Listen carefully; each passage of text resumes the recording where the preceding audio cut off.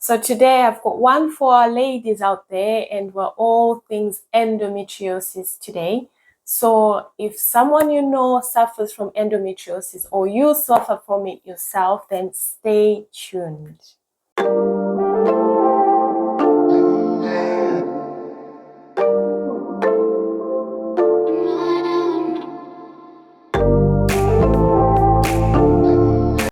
Hi, my name is Joyce. I'm a physician associate here in the UK, and I'm currently working in general practice. So endometriosis is a very common condition amongst the childbearing women. It affects 10% of women. That is 1 out of 10. That's a very large number of women who are affected. Because of endometriosis, you have a 30 to 50% chance of infertility or fertility issues. And also, it's the second most common gynae condition in the UK. It takes about 8 years on average for women to actually get the diagnosis, and it is a chronic condition. So it's very important because of those things I've just said. It is very important to be aware of the condition and to be able to advocate for yourself with regards to the symptoms associated with it. So what is endometriosis? Essentially, you have tissue or the lining in the uterus, which would be deemed normal. But what happens with endometriosis, you have that lining outside the uterus as well. So you can have endometriosis affecting your intestines, your bladder, and your uterus. So that is why you then can have bleeding in between periods, but I'll go into that later on. What are the risk factors with endometriosis?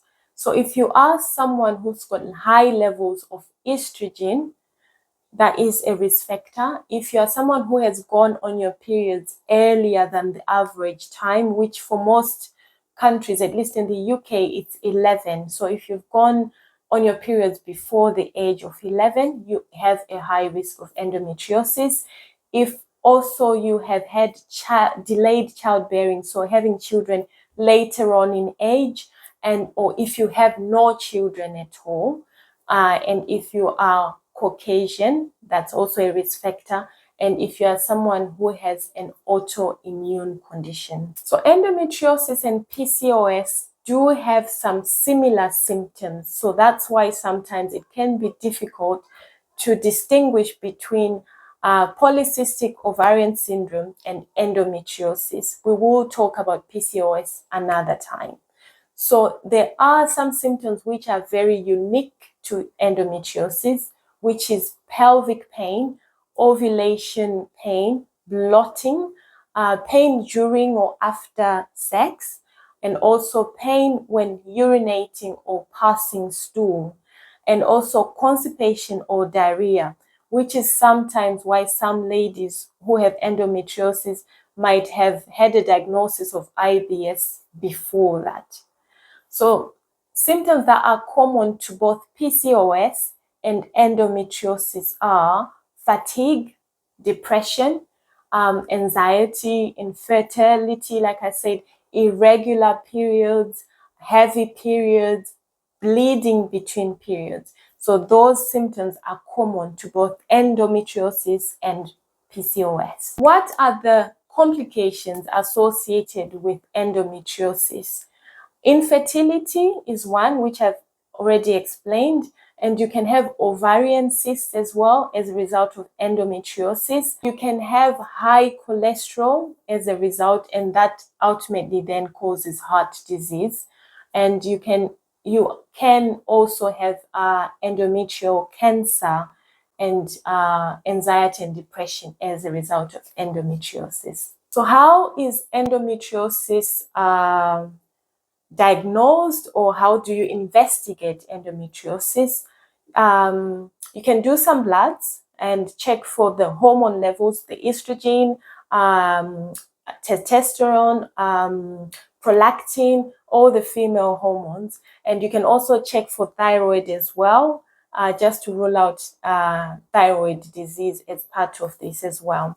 You can also have an ultrasound scan, an internal ultrasound scan.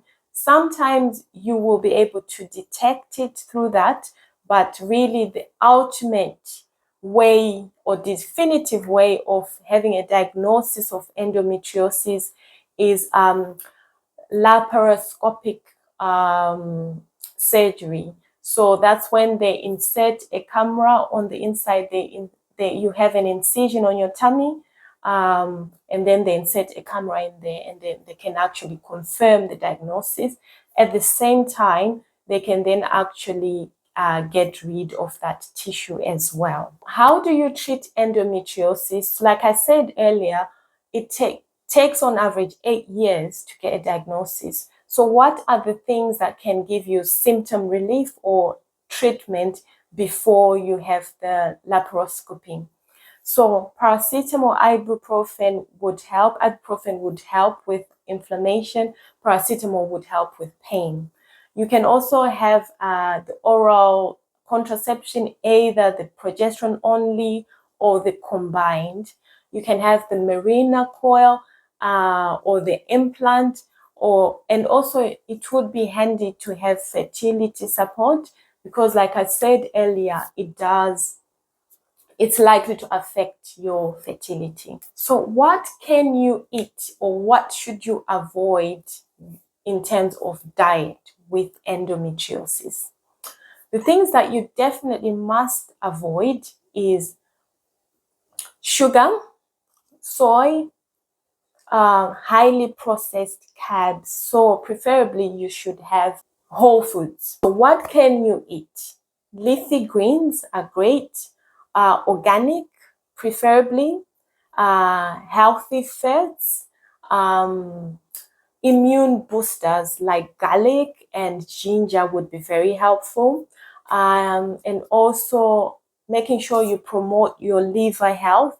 So eating lemon and lime, cabbage, carrots, beets, all that would help with endometriosis. So I hope this has been informative. Like I said, this is a very prevalent condition amongst us ladies, and it's very important to know the signs and symptoms so that you can advocate for your own health.